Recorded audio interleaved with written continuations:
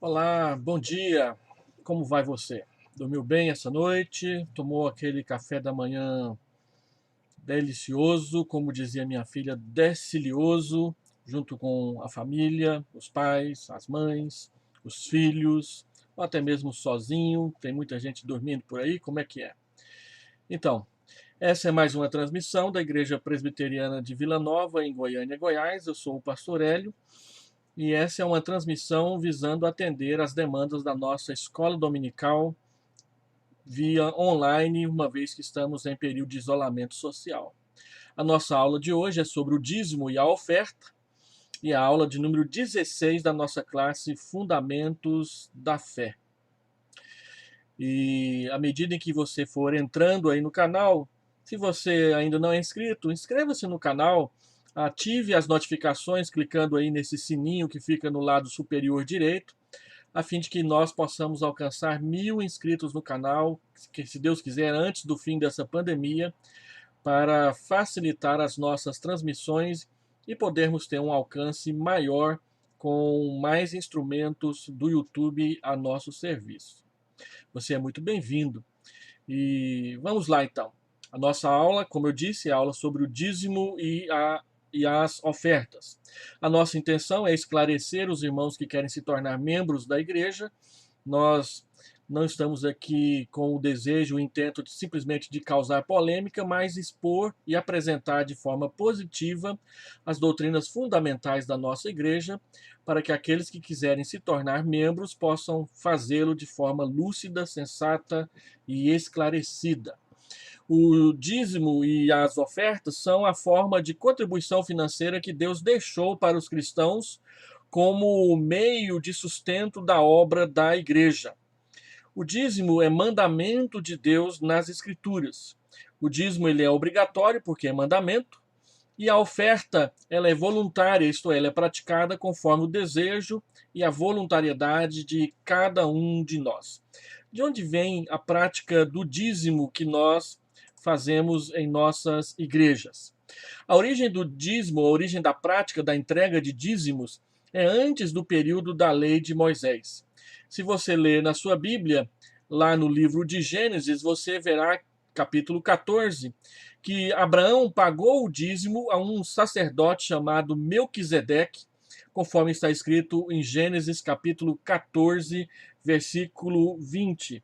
Se você quiser acompanhar, é só a gente abrir a Bíblia. Gênesis capítulo 14, verso 20. E bendito seja o Deus Altíssimo que entregou os teus adversários nas tuas mãos. E de tudo lhe deu Abrão o dízimo. Observe que Abraão entrega o dízimo do que ele tinha conquistado na batalha que ele tinha passado a um sacerdote chamado Melquisedeque. Você vê a mesma narrativa no prisma de Hebreus, capítulo 7, versículo 1 a 10, quando o autor de Hebreus compara Melquisedeque com Jesus Cristo, mostrando que Jesus Cristo tem um sacerdócio superior, e se Melquisedeque recebeu de Abraão o dízimo, Jesus Cristo, que é muito superior a Melquisedeque, ele deve receber de nós tudo, conforme diz o autor de Hebreus. Tudo não somente no sentido financeiro, mas na entrega das nossas vidas, porque ele é o sumo sacerdote que é o nosso mediador na presença de Deus. Também, olhando no livro de Gênesis, antes de Moisés escrever a lei, Jacó prometeu dar o seu dízimo a Deus se Deus o abençoasse em sua jornada. Você vê essa promessa de Jacó no capítulo 28 de Gênesis, versículo 20 a versículo 22. Podemos ver que a causa dessa promessa de Jacó foi a experiência pessoal que ele estava tendo com Deus ali naquele local e a gratidão que lhe brotou no coração em decorrência disso. A palavra dízimo, ela quer dizer a 10ª parte ou 10%. O número 10 era considerado sagrado naquela época veterotestamentária, e porque é fácil de fracionar, então foi o método adotado para as contribuições. Como vemos, não havia mandamento. O dízimo era dado voluntariamente para expressar a convicção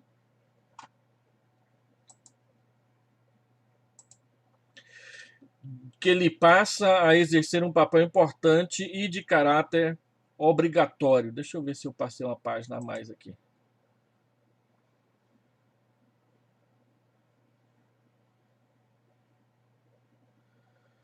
A convicção de que, em última análise, tudo pertence a Deus. Na lei mosaica, é que ele passa a exercer, então, um papel importante de caráter obrigatório. Qual é o ensino do Antigo Testamento sobre a prática do dízimo? Primeiro, o povo deveria entregar os dízimos de todos os produtos da terra e dos rebanhos. Você lê isso em Deuteronômio 12, 6 a 11, e Levítico 27, 30 a 33. E ao entregar os seus dízimos, o povo deveria fazê-lo com alegria e não com tristeza.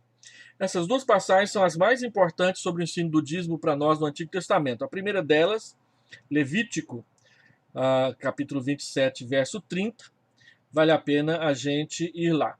Eu estou passando aqui, abrindo os textos bíblicos, uma vez que nós estamos numa classe de fundamentos da fé.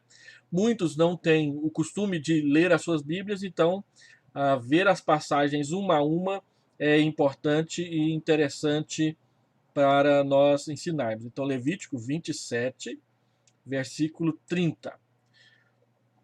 Todas as dízimas da terra, tanto dos cereais do campo, como dos frutos das árvores, são do Senhor. Santas são ao Senhor. Se alguém das suas dízimas quiser resgatar alguma coisa, acrescentará a sua quinta parte sobre ela. No tocante às dízimas do gado e do rebanho, de tudo que passar debaixo do bordão do pastor, o dízimo será santo. Se passa 100 ovelhas, 10 eram separadas para ser entregue a Deus.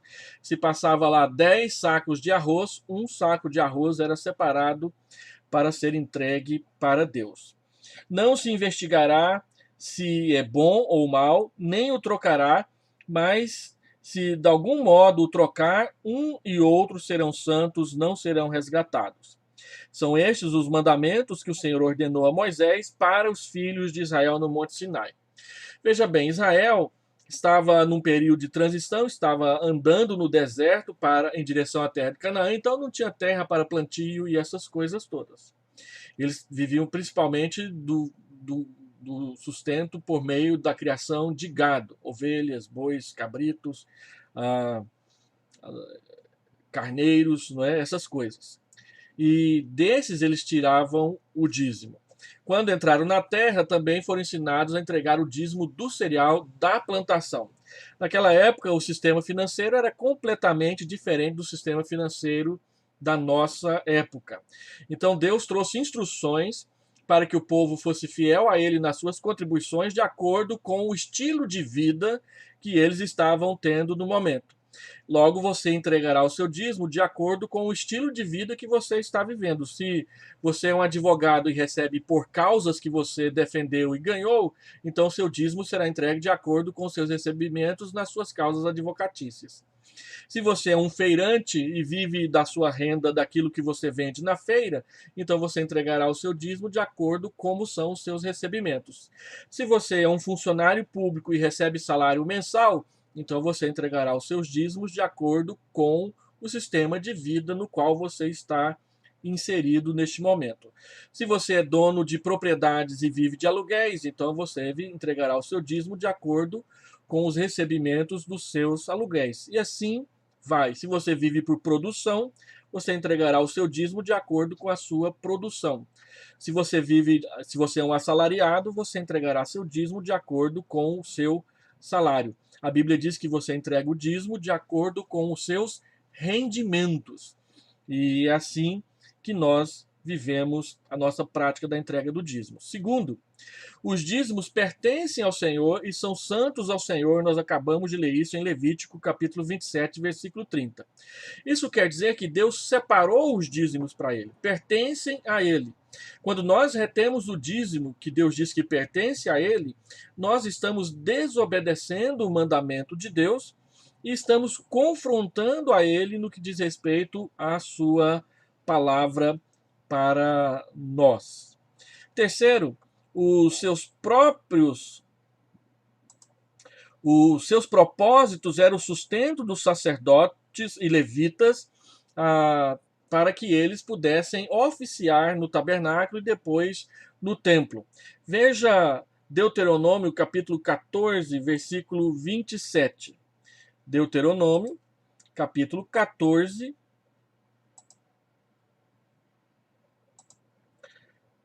versículo 27. Porém, não desampararás o levita que está dentro da tua cidade, pois não tem parte nem herança contigo.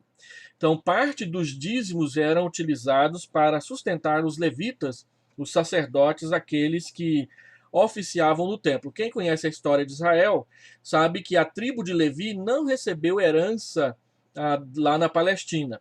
Todas as tribos receberam quinhões e os levitas foram esparramados entre eles. Eles receberam cidades dentro da herança das outras famílias, das outras tribos de Israel. Logo, eles viviam de servir ao tabernáculo, servir no tabernáculo e servir no templo. De modo que a obrigação do sustento para com os levitas e sacerdotes era do povo de Israel por meio da entrega dos seus dízimos e das suas ofertas no tabernáculo e posteriormente também no templo de Salomão. Voltando então aqui para o nosso texto. Em quarto lugar, o dízimo também era usado para auxílio aos necessitados.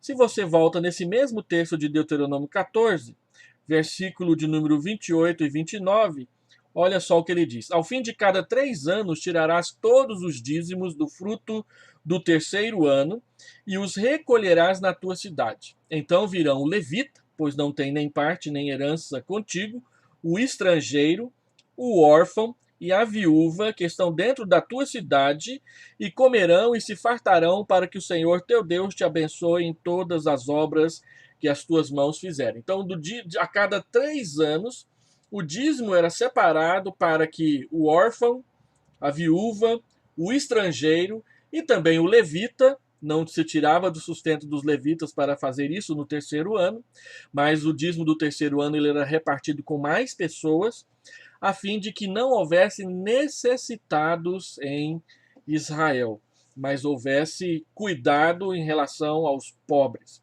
E os 3 principais atingidos eram o estrangeiro, aquele que tinha saído do seu país e vindo morar em Israel, o órfão, aquele que seus pais haviam falecido, e a viúva, aquela que o seu marido não podia mais lhe sustentar.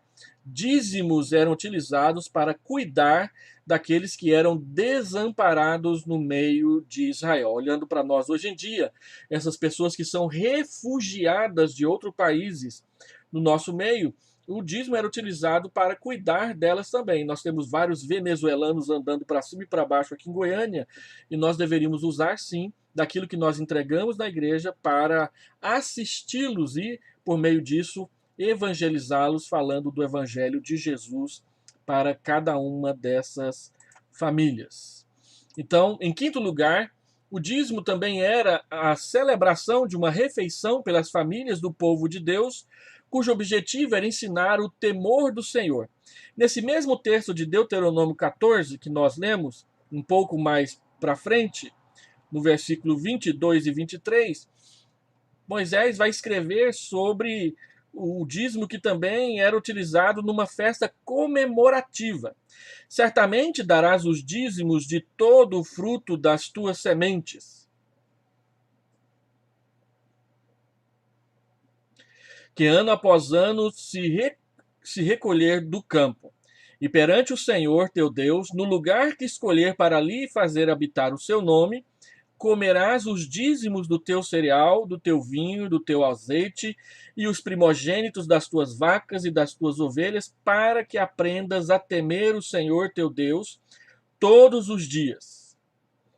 Observe então que o dízimo também é utilizado numa refeição de comunhão entre as famílias pequenas que iam comer, por exemplo, um carneiro. Como é que se come um carneiro inteiro? Então, chamava-se outras famílias para comer esse carneiro juntamente com a família. Então, parte dos dízimos também era utilizado para celebrações ah, festivas entre famílias na Igreja de Deus. Então, quando na igreja nós fazemos comemorações e usamos da arrecadação da igreja investindo nessas comemorações, também estamos fazendo isso em obediência ao mandamento de Deus de como administrar os dízimos de maneira mais apropriada e mais agradável ao nosso Deus. E é interessante que o autor diz que nós devemos fazer isso, Moisés diz que nós devemos fazer isso para aprender a temer a Deus, repartir e compartilhar para ensinar o temor de Deus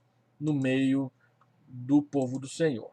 Em sexto lugar, o dízimo também era utilizado para a manutenção da casa de Deus. Malaquias, capítulo 3, versículo 10, que é o texto mais famoso que fala sobre dízimos e o que mais usamos, ele diz que o dízimo deve ser entregue na casa do tesouro para que haja mantimento na minha casa. Então, o dízimo também era entregue para as reformas da casa de Deus. Quando você lê nas reformas de Ezequias, nas reformas de Josias, no Antigo Testamento, no livro dos Reis, você verá que eles usarão dos dízimos entregues e depositados no cofre da casa de Deus para reformar o templo nos seus períodos de abandono em que reis haviam abandonado a Deus e, portanto, deixado a casa de Deus sem nenhuma reforma. Esses que reformaram a religião na sua época, eles utilizavam o dízimo para corrigir defeitos, consertar problemas, estragos dentro da casa do Senhor. Diante disso, qual que é então o ensino do Novo Testamento sobre a prática e a entrega dos dízimos? Não há no Novo Testamento nenhum mandamento claro e específico determinando a prática do dízimo. Se você procurar no Novo Testamento e ler todo o Novo Testamento, você encontrará apenas duas menções à prática do dízimo ali. Uma está em Mateus 23, quando o Senhor Jesus censura os fariseus, que eram criteriosíssimos na entrega do dízimo, mas não eram tão criteriosos assim na prática da bondade, da misericórdia, do cuidado para com o próximo.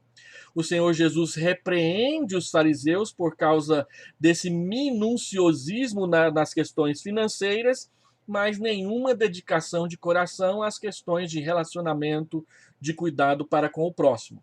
E a frase do Senhor Jesus, Mateus 23, 23, devíeis fazer estas coisas sem omitir aquelas. Vocês deveriam entregar os seus dízimos sem omitir a misericórdia, o amor, o cuidado para com o necessitado. O Senhor Jesus não proíbe a entrega de dízimos, ele diz que a entrega de dízimo tem que ser acompanhada da prática fiel da obediência a Deus em todas as outras áreas da nossa vida cristã. E a outra referência é Hebreus capítulo 7, quando o autor de Hebreus explica o evento de Abraão entregar o dízimo a Melquisedeque, lá em Gênesis 14.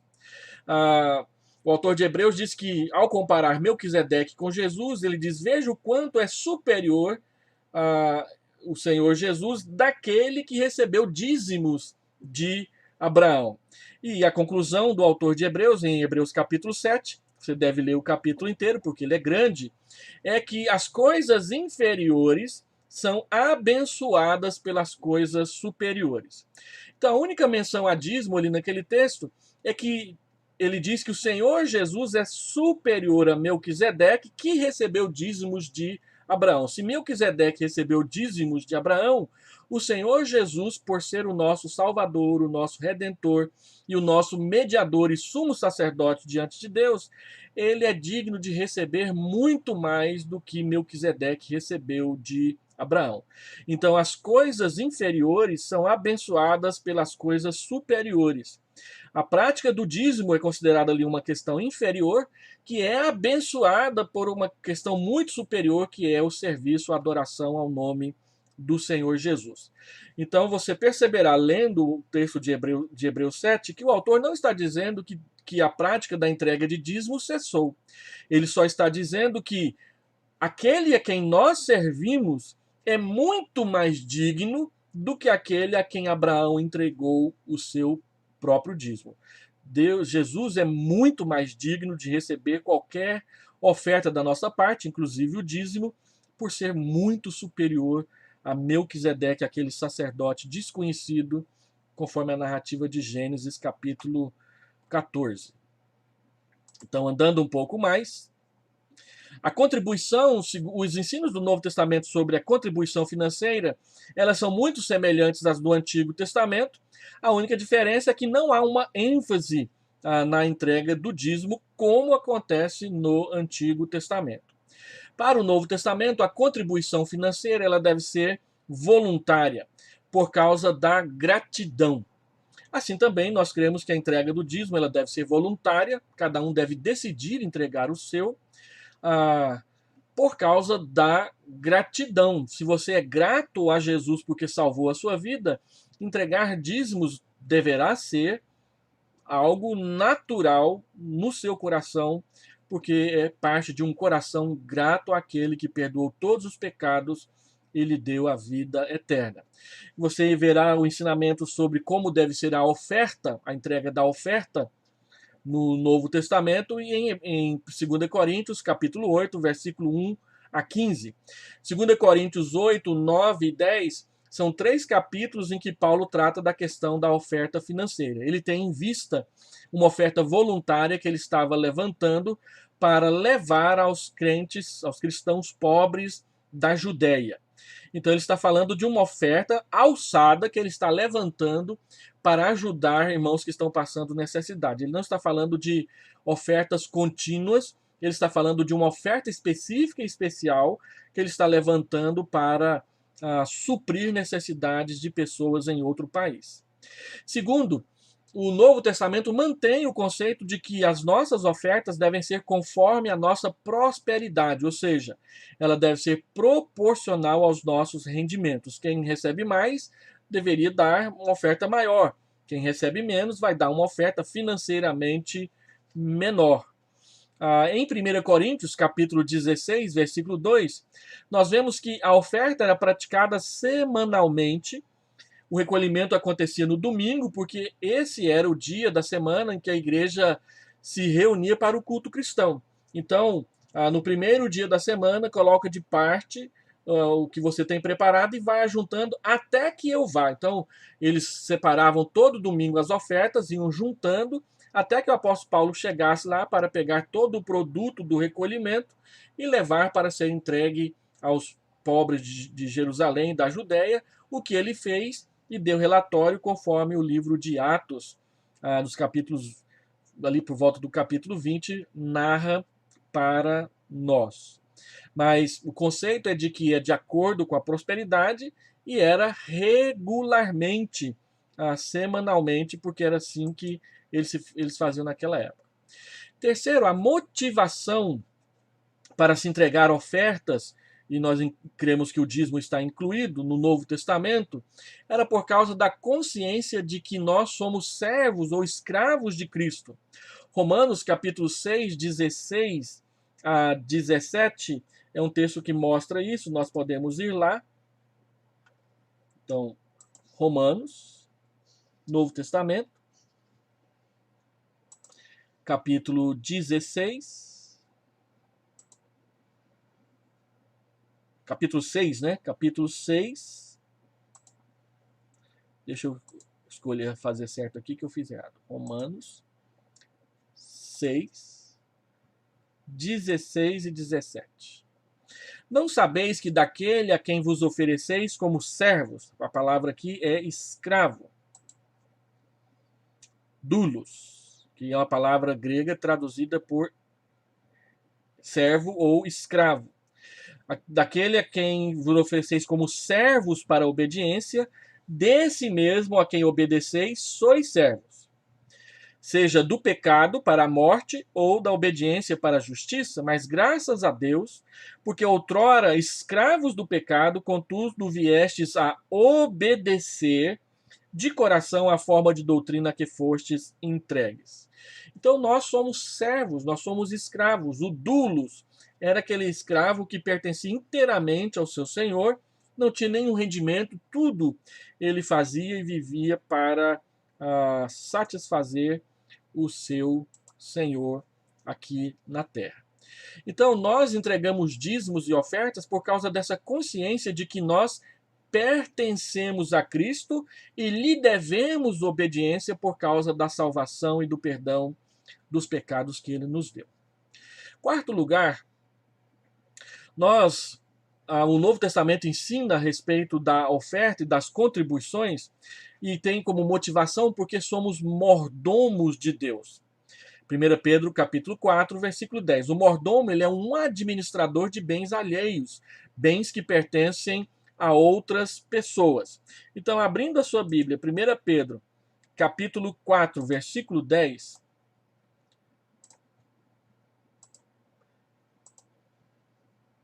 1 Pedro, capítulo 4, versículo 10. Olha o que ele diz.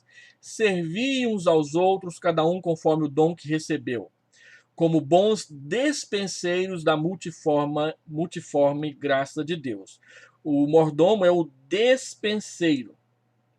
O despenseiro é o oikonomos. A palavra oiko, ela quer dizer casa, e nomos é lei. Então, aquele que cuida das leis da casa. Ou seja, ele é um administrador. Nós somos despenseiros da multiforme graça de Deus a favor dos nossos irmãos. Então, nós administramos bens financeiros na igreja a favor uns dos outros, conforme o ensinamento bíblico a respeito das contribuições na casa de Deus. Em quinto lugar, também o ensinamento do Novo Testamento sobre as contribuições tem como motivação, razão, explicação, porque sabemos que deveremos prestar contas a Deus do que fazemos com os bens que ele nos confiou. Observe Romanos, capítulo 14, versículo 12, quando ele diz, Romanos, capítulo 14, versículo 12.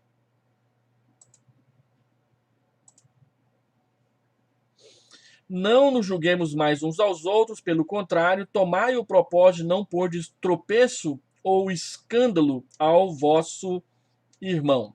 Nós vamos prestar contas daquilo que nós fazemos a respeito do nosso relacionamento com os irmãos. Deus vai cobrar de nós prestação de contas disso. Na verdade, 2 Coríntios, capítulo 5, versículo 10, diz que nós vamos prestar contas a Deus a respeito de tudo o que nós fazemos, inclusive como nós administramos os bens financeiros que Deus confiou nas nossas mãos. Segundo G.G. Hawthorne, o cristão não contribui com relutância ou compulsão, 2 Coríntios 9, 7. Sua contribuição não se limita ao dízimo da renda de cada ano, pelo contrário, é feita com bom ânimo, voluntária, sistematicamente e com generosidade sem limites, conforme está escrito em 2 Coríntios, capítulo 9, versículo 6 a versículo 9. A nova aliança ela é a continuação da antiga aliança, sendo superior a ela por causa do progresso da revelação. Hebreus capítulo 7, versículo 7 diz que o inferior é abençoado pelo superior. Então, a nova aliança ela é superior à antiga aliança. E a antiga aliança ela recebe a bênção daquela aliança que é superior que a nova em continuidade com ela. Eu já expliquei isso aqui no nosso curso, que a palavra novo, de nova aliança, não quer dizer um novo completamente diferente, uma outra aliança. Mas é um novo a partir do velho. O que quer dizer que existem coisas na velha aliança que continuam e são melhoradas na nova aliança.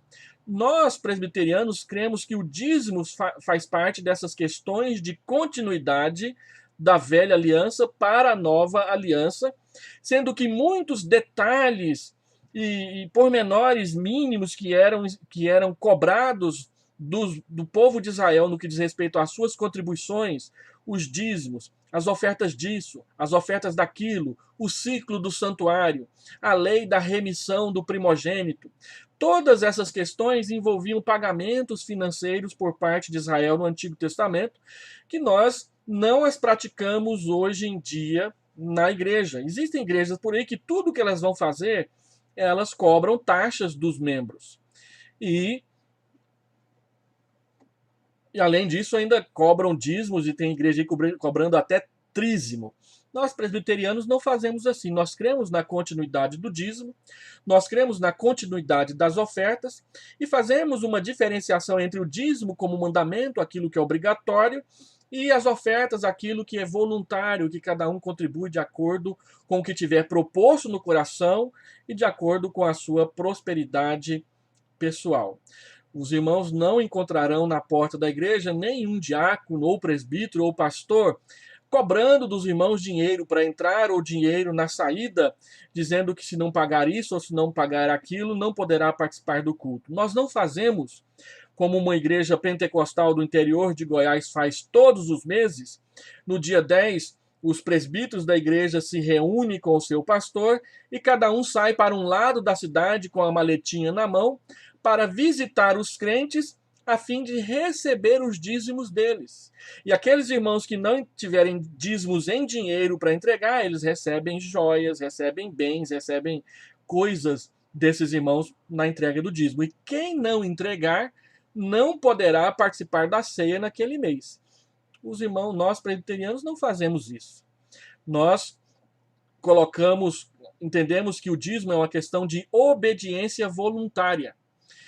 Pela consciência de que eu sei que o Senhor Jesus é o meu Senhor, é o meu Salvador, tudo que eu tenho pertence a Ele, inclusive meus bens financeiros, meus bens e minhas finanças, e que, portanto, eu vou consagrar 10% disso mensalmente a Ele, de acordo com a minha renda, de acordo com os meus vencimentos, como culto de gratidão pela salvação eterna que Ele me deu por meio do derramamento do sangue do Senhor Jesus naquela cruz.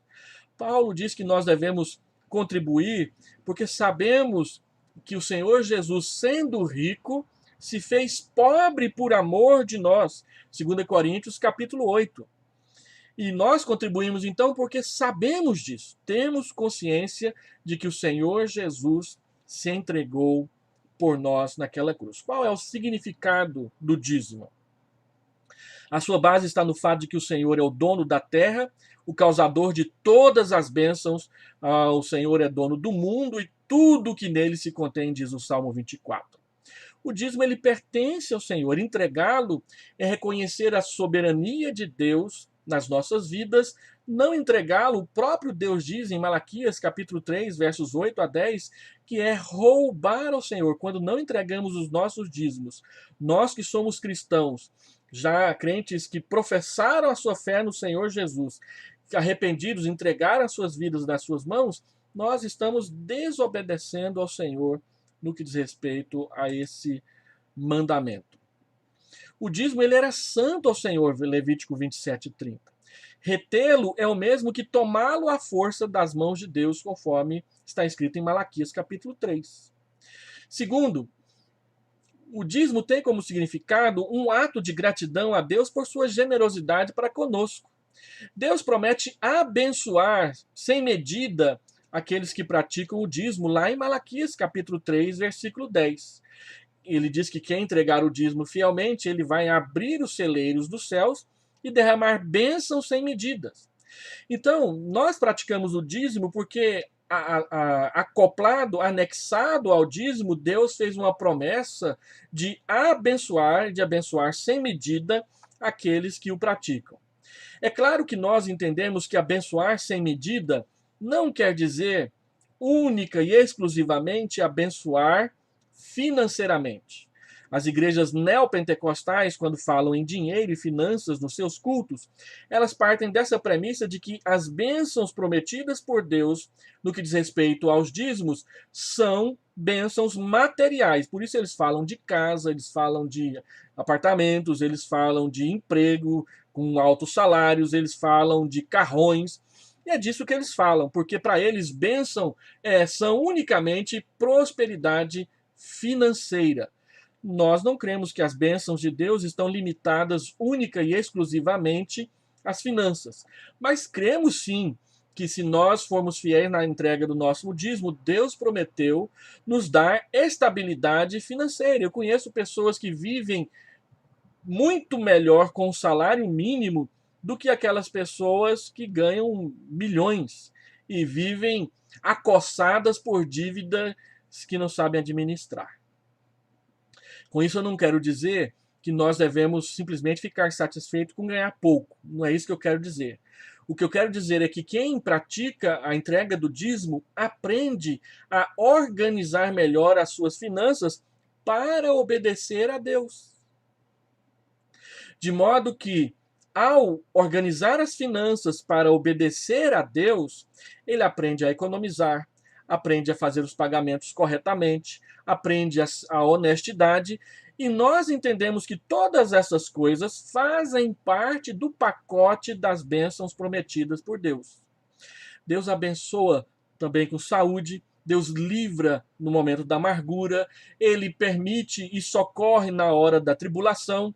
Bênçãos espirituais também estão contidas na promessa relacionada à fidelidade material. Deus nos abençoa muito mais e muito além do que simplesmente nas questões financeiras.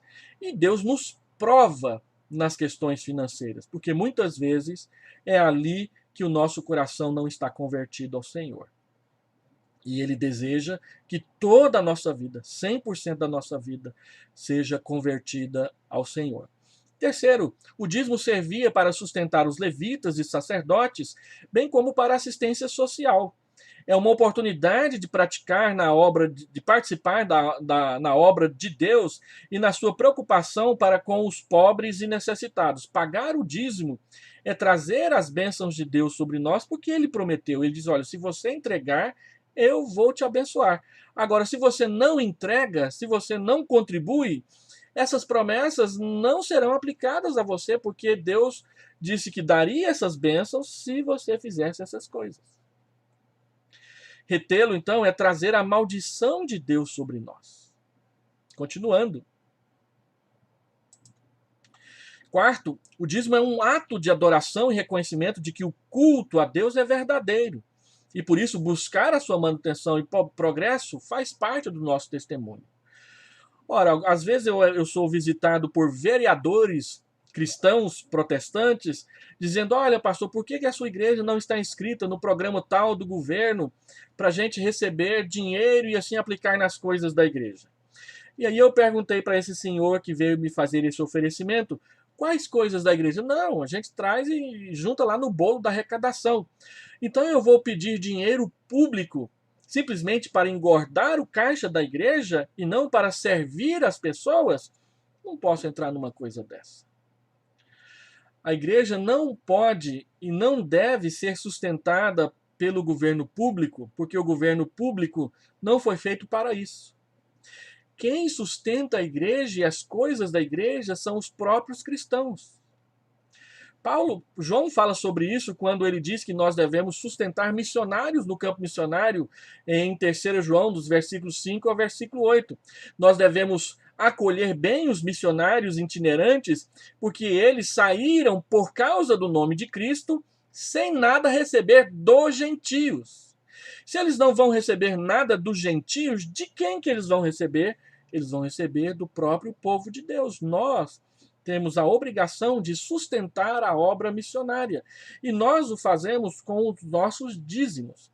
Parte da arrecadação da nossa igreja é enviada ao Supremo Concílio para ser investida em missões.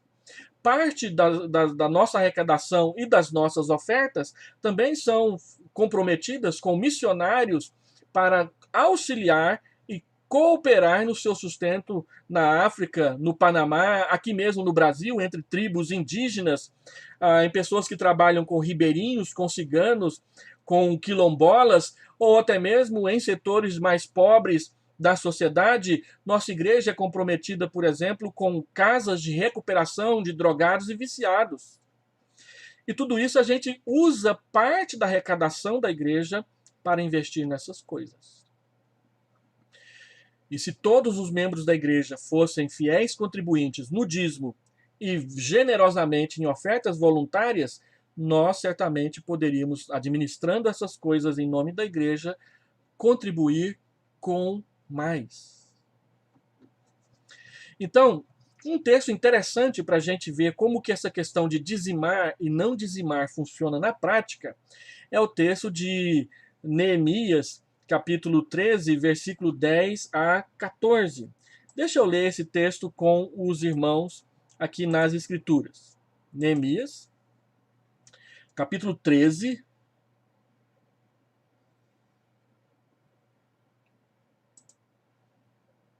versículo 10 a 14. Neemias havia sido chamado ao palácio do rei da Pérsia.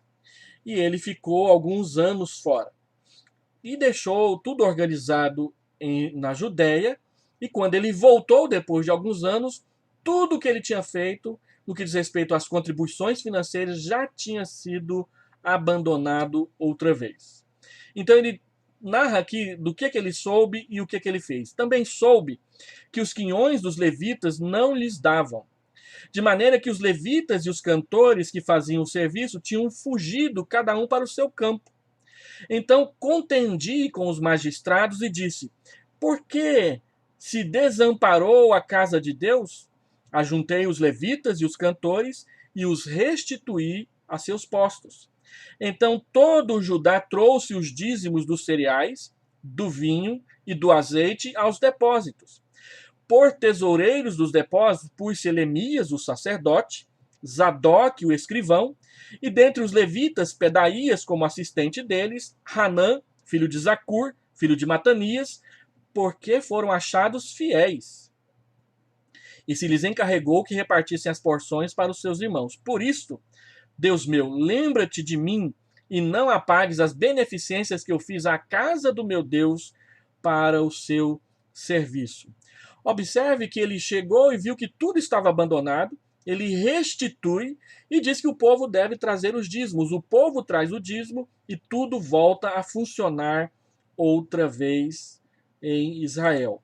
E ele tomou cuidado de colocar pessoas fiéis para administrar essas questões. Então, observe,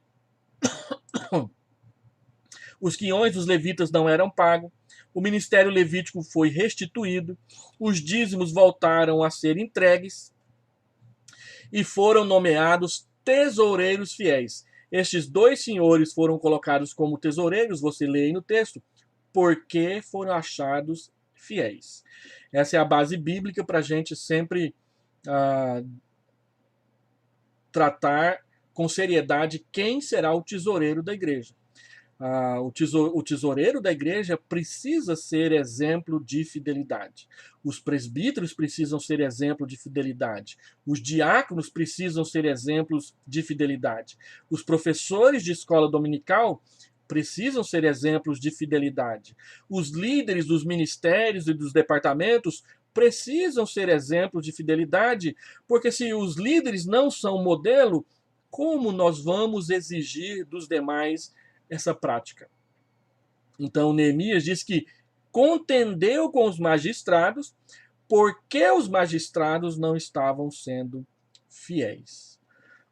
Ore a Deus para que o conselho da igreja, cada um dos seus presbíteros e pastores, sejam homens fiéis na sua prática pessoal da vida financeira, para poderem juntos, em nome da igreja, porque foram eleitos por ela, administrar os bens da igreja com fidelidade, a fim de que a bênção de Deus assista às coisas da igreja.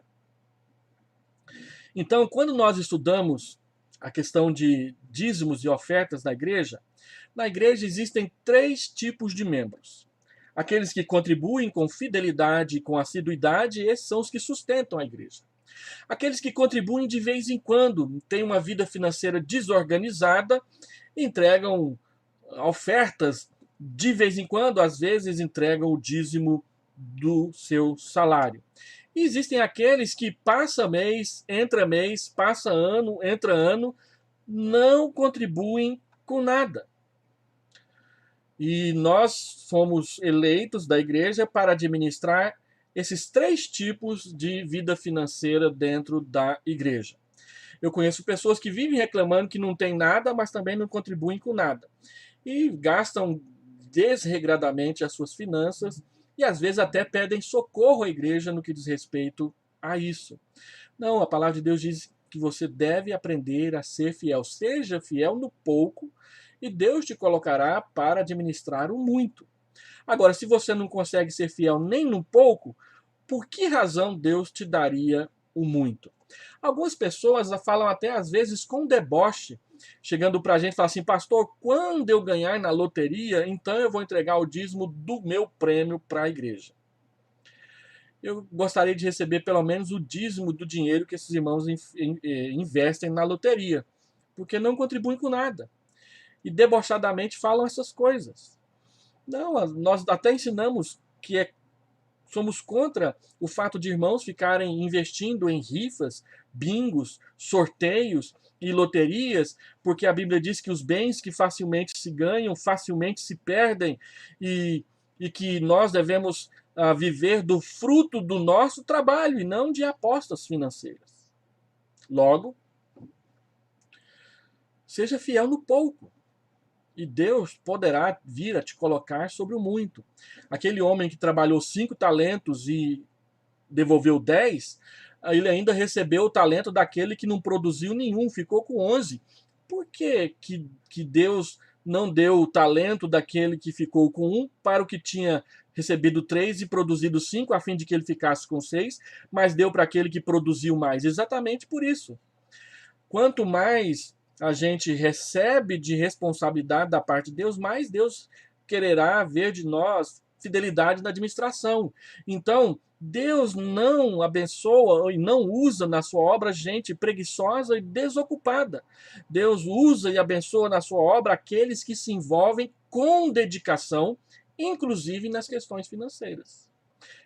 Para estes e para estas, Deus prometeu abençoar. Então, existem alguns conceitos equivocados sobre a entrega dos dízimos na igreja que é importante que a gente corrija logo que a gente se torna membro da igreja. Primeiro, alguns entendem que o dízimo pertence a eles. É do meu dinheiro que eu dou o dízimo na igreja. Não, você está entregando o dízimo do dinheiro que Deus te permitiu fazer com o seu trabalho. Ele te deu a saúde, ele te deu o trabalho, ele te deu condição de você trabalhar e produzir. Então você entrega o dízimo de Deus, daquilo que Deus te deu. Você não é dono do seu dízimo. Segundo, entender que o dízimo é um negócio com Deus. Eu vou dar o meu dízimo para que Deus me dê muito mais. Embora nós preguemos e ensinamos que Deus prometeu abençoar aqueles que são fiéis nas suas ofertas e nos seus dízimos, em nenhum momento nós estamos ensinando que essas questões são automáticas, porque as bênçãos prometidas não são só e unicamente financeiras, são outras bênçãos. E às vezes nós desprezamos bênçãos espirituais da parte de Deus por causa da nossa ganância, por causa da nossa avareza, por causa da nossa cobiça de bens materiais. Dizimar e dar oferta na igreja não é fazer negócio com Deus. Uma vez um senhor pediu para eu socorrê-lo na sua crise matrimonial. Então eu trabalhei, conversei com ele, conversei com a esposa, conversei com os dois. E ele ficou satisfeito com o resultado. Ele era dono de uma loja de imóveis. Um dia ele me chama lá na sua loja de imóveis e diz: pastor, pode escolher aí qualquer um desses sofás aqui para o senhor. Como minha gratidão pelos seus aconselhamentos na minha vida conjugal. E eu disse: meu irmão, eu não fiz por causa disso, eu não fiz para isso. Não, mas eu quero dar, eu quero dar. E ele insistiu, eu falei: então você não vai dar para mim, você vai dar para a igreja. E aí você vai entregar para a igreja com a nota fiscal de que você doou isso lá para a igreja. E aí ele doou para a igreja, não para mim. Nós não fazemos por dinheiro, nós fazemos para servir aos irmãos. Eu tenho conhecimento de pastores aí que cobram R$ 600, R$ 1.000 para atender casais e trazer o seu aconselhamento bíblico. Não, o meu salário é para que eu pastoreie a igreja. A pregação do evangelho, o ensino da palavra, eu devo fazê-lo gratuitamente, porque é assim que o Senhor Jesus diz. Você recebeu de graça, você compartilha de graça. Eu não prego o evangelho porque eu recebo um salário. Eu prego o evangelho e agora a igreja me paga um salário para eu fazer isso de tempo integral. É isso que acontece. Então, dizimar, dar oferta, não é fazer negócio com Deus. E terceiro, entender que o crente pode administrar o dízimo como melhor lhe convier. Algumas pessoas dizem, a minha igreja é uma igreja boa financeiramente, então eu vou entregar o dízimo lá na congregação. Mas você não frequenta a congregação. Gálatas capítulo 6 diz que você deve fazer participante dos seus bens aqueles que te ensinam bênçãos espirituais. Gálatas capítulo 6, a partir do verso 5. Ou seja, faça participante das coisas materiais aqueles que te abençoam com bênçãos espirituais. Logo, nós ensinamos que a pessoa deve ofertar e dizimar na igreja que ele frequenta e onde ele recebe o alimento espiritual. Se ele quer contribuir na congregação, então que ele se apresente à igreja para frequentar a congregação e ajudar lá na congregação. Não tem problema nenhum fazer assim. Dar oferta na congregação é voluntário, mas o seu dízimo você deve entregar na igreja que você frequenta. Uma das igrejas que eu pastoreei, eu contei 7 pessoas diferentes que não entregavam o dízimo na igreja, mas entregava para uma igreja, a igreja do pai, que também era pastor, a igreja do irmão, que também era pastor, a igreja tal, porque era uma igreja pequena, era uma congregação, e às vezes mandava o dízimo dele para o missionário lá na África. Não, meus irmãos, isso não é correto. Você deve entregar o seu dízimo onde você recebe o alimento espiritual. Agora, se você quer contribuir com estes outros, pode fazê-lo normalmente, voluntariamente. Ninguém tem o direito de questionar as suas ofertas voluntárias. Mas o seu dízimo, a Bíblia diz, traga o seu dízimo à casa do tesouro. Faça participante dos bens materiais que você entrega aqueles que te trazem e ministram bênçãos espirituais. Sustente o seu pastor. Sustente o ministério da sua igreja. Sustente a obra da qual você faz parte. Não desobedeça a Deus no que diz respeito a essa questão. Por que nós somos dizimistas, então? Nós somos dizimistas porque entendemos que o dízimo é para sustentar os sacerdotes levitas, sustentar os obreiros da igreja. Que o dízimo deve ser usado para o cuidado das viúvas, dos órfãos e dos estrangeiros. Se Deus quiser e permitir, nós não seremos uma igreja relapsa no que diz a respeito a essas coisas. Não vamos deixar nossas viúvas desamparadas. Não vamos deixar os nossos órfãos desamparados. Não vamos deixar refugiados desamparados no nosso meio.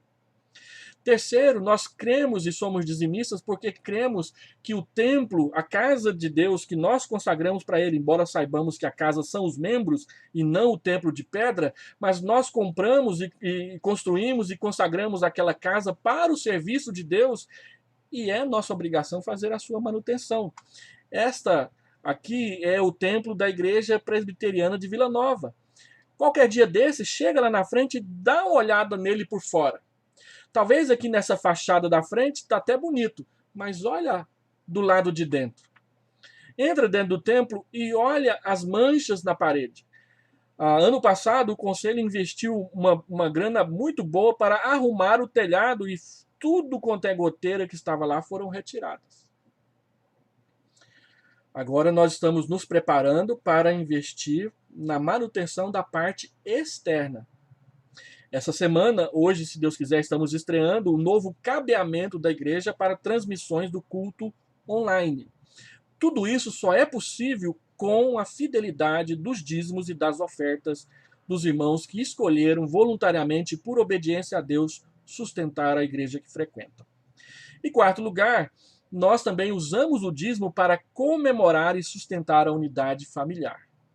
Então, quando tem festa na igreja, a arrecadação também é envolvida. Às vezes nós subsidiamos algumas programações da igreja, ninguém paga nada, para que a comunhão e a unidade da igreja seja fortalecida e comemorada com alegria. Então, primeiro, nós somos dizimistas porque entendemos os usos do dízimo no Antigo Testamento e nós não cremos que o Antigo Testamento deixou de ser Bíblia para nós. Nós cremos no chamado terceiro uso da lei, que mandamentos do Antigo Testamento ainda são muito úteis para nos santificar e nos fazer crentes melhores na presença de Deus. Segundo, nós compreendemos a unidade do Antigo e do Novo Testamento, isso que eu comecei a falar. O Antigo Testamento não é menos Bíblia do que o Novo Testamento. Assim como o Novo Testamento não reafirma a obrigatoriedade dos dízimos, também não afirma a sua extinção, como é dito explicitamente sobre os sacrifícios de animais. O Novo Testamento diz que os sacrifícios de animais acabaram porque Jesus se ofereceu uma vez por todas no altar da cruz no nosso lugar. No cristianismo não existe mais altar, porque nós não fazemos mais sacrifícios mortos.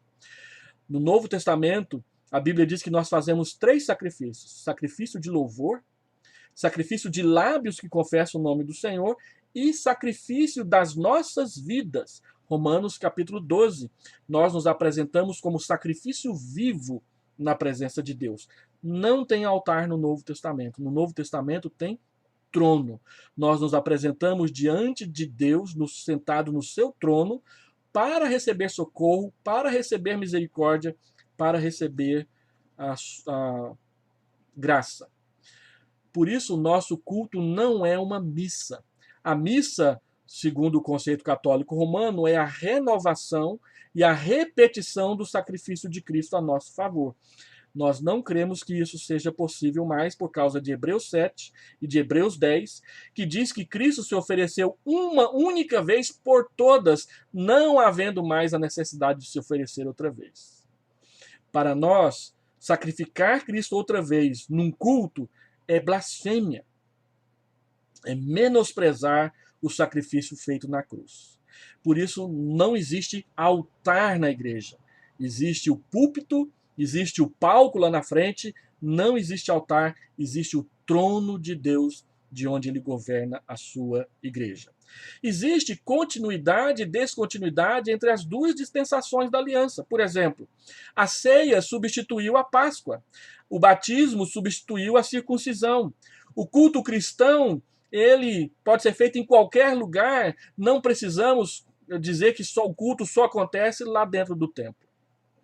O mandamento de contribuir não foi abolido, ele continua. A graça não é oposta à lei, mas ambas são complementares, uma apontando para a outra. No Brasil, a IPB foi a primeira igreja a adotar a prática do dízimo mensal. Isso aconteceu lá em 1884, quando um missionário disse que se os brasileiros queriam, então, deliberar e administrar os bens que os americanos haviam comprados, que eles enfiassem a mão no bolso. Então, eles foram na Bíblia e pesquisaram como que nós vamos fazer a Igreja Presbiteriana do Brasil se tornar uma igreja independente da igreja norte-americana financeiramente. E a forma foi por meio das contribuições mensais, e aí eles passaram a ensinar com mais força e com mais vigor a prática da entrega de dízimos e ofertas. Como a IPB foi a primeira igreja estrangeira plantada no Brasil a amadurecer e alcançar a sua independência da igreja plantadora, as outras igrejas seguiram o nosso exemplo. Então, todas as igrejas no Brasil aprenderam a praticar o dízimo do jeito que ele é praticado hoje conosco. E às vezes nós presbiterianos, menosprezamos essa grande dádiva e esse grande legado que a IPB construiu no início da sua história aqui no Brasil. Vamos tirar algumas conclusões. Primeira, o dízimo é bíblico e não fere ensinos bíblicos. Praticar o dízimo inclui nas Escrituras mandamentos. Obedecer esses mandamentos nos santifica na nossa experiência com Deus. O dízimo não foi estabelecido pela lei cerimonial, como algumas pessoas ensinam, mas o dízimo tem implicações morais, como o sustento do sacerdócio e o auxílio aos necessitados. Nem tudo do Antigo Testamento foi cumprido ou abolido no Novo Testamento, foi deixado para trás. Segundo, o dízimo é proporcional. Quando você entrega 10% da sua renda, você está aplicando o princípio do Novo Testamento também da proporcionalidade, de que você vai contribuir de acordo com a sua renda. Segundo a prosperidade de cada um, lembre-se que os sistemas econômicos da época do Antigo Testamento e do Novo Testamento não são os mesmos sistemas econômicos que são praticados hoje no Brasil. O dízimo é sistemático, porque ele é de acordo com os seus recebimentos, ele segue um padrão. Hoje em dia ele é mensal, por causa da maioria das pessoas receberem salários mensais. Cada um deve contribuir em conformidade com o modo que recebe. Se você é uma costureira e ganha por peça que você produz, então dizime de acordo com as peças que você produz. Se você é um feirante e ganha de acordo com as feiras que você faz, então dizime de acordo com as suas feiras.